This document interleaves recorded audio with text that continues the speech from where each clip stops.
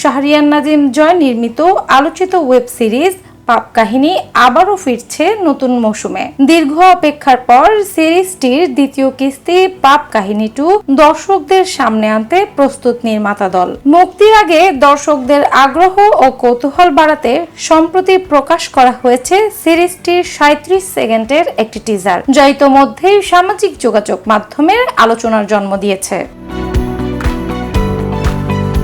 টিজারের শুরুতেই ভেসে ওঠে একটি সতর্কবার্তা, দয়া করে প্রাপ্তবয়স্ক ছাড়া কেউ উকিও দেবেন না। এই বাক্যটি প্রকাশের সঙ্গে সঙ্গেই দর্শকদের মধ্যে তৈরি হয় বাড়তি কৌতূহল।